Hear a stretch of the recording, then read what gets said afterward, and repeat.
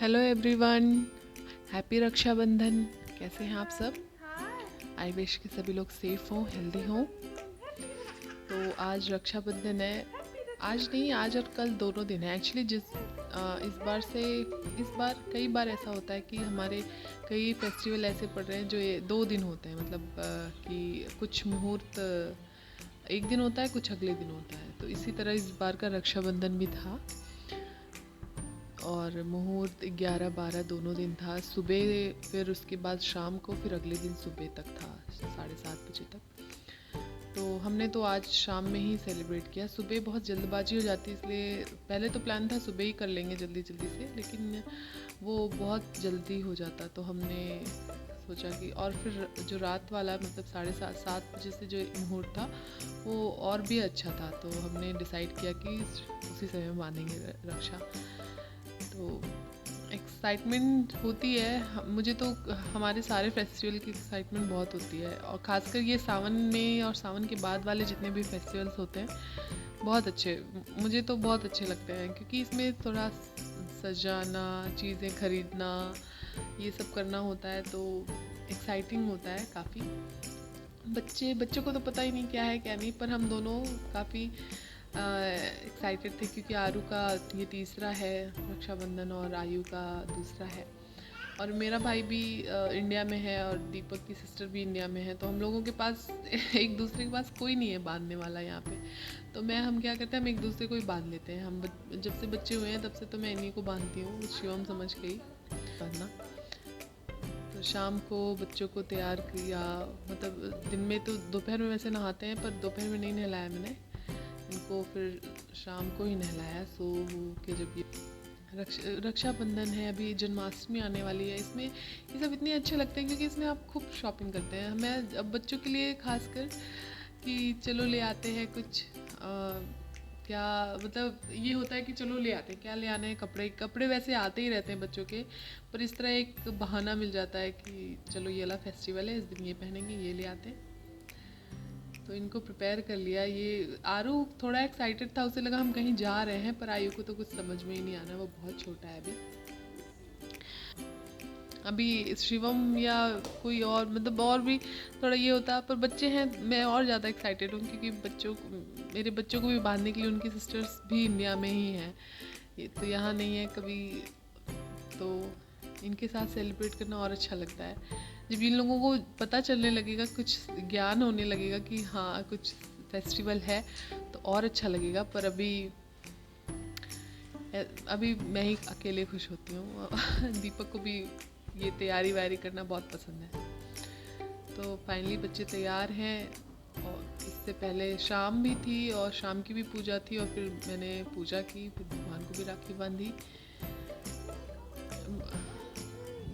कृष्ण जी को राखी बांधने का जो मेरा ट्रेडिशन है, मैंने शुरू किया था जब मैं जॉब करने दिल्ली आई थी। हम पहुंच नहीं पाते थे तो रक्षाबंधन में, क्योंकि इसके बाद जन्माष्टमी और 1-2 फेस्टिवल पड़ने, उतनी छुट्टियां नहीं मिल पाती थी, क्योंकि 1-2-3 छुट्टियां ही साल भर में कुछ करके हम जा पाते थे। तब से मैंने शुरू किया था भगवान जी को राखी बांधना, कि शिवम के स्थान पे उनको, उन्हीं को बांध रहे हैं तो शिवम को भी बंध रही है। अच्छा, इस दिन कोई भी जब पर्टिकुलर किसी का फेस्टिवल हो तो उस दिन हम मिस करते हैं, ऐसा नहीं होता। जैसे साल भर चाहे, हाँ ठीक है जहाँ है सुरक्षित है, खुश है, इतना काफ़ी होता है। पर जिस दिन लगता है कि आज होते हम भी। एक्चुअली मेरी दोनों सिस्टर्स, एक जो मेरी छोटी मुझसे छोटी है, फिर सबसे छोटी है, दोनों ही बाहर रहते हैं। एक की तो शादी हो गई है, एक प्रिपरेशन करती है, तो वो दोनों इकट्ठे हो जाते हैं। तो अभी भी इकट्ठे हैं दोनों, गांव गए हुए हैं, राखी बुआ हुआ सब इकट्ठा है। तो इस दिन मुझे थोड़ा लग रहा था कि यार मैं कुछ ज़्यादा ही दूर आ गई हूँ, फैमिली से पहुँच नहीं पाते टाइम टू टाइम। पर फिर भी हम अपनी छोटी सी सेलिब्रेशन में मुझे खुशी मिल जाती है। और बच्चे तो ऐसे कि जब इनको पता हो ना कि इस समय कुछ करना है, स्पेशल कोई कार्य हो रहा है, कुछ काम हम कर रहे हैं और इनको ढंग से बैठना है, तो उस समय तो ये बिल्कुल ढंग से नहीं बैठ सकते, और रोना गाना चीखना चिल्लाना। अभी देखिए आयु थोड़ा सा कोऑपरेटिव है, ये बैठता है, सुनता है, पर आरू को तो लगता है कि जैसे कि बांध रहे हैं हम उसका, जैसे वो बड़ा सफोकेट फील करता है अगर उसको कहीं पर्टिकुलर बैठा के कुछ करने लग जाइए तो।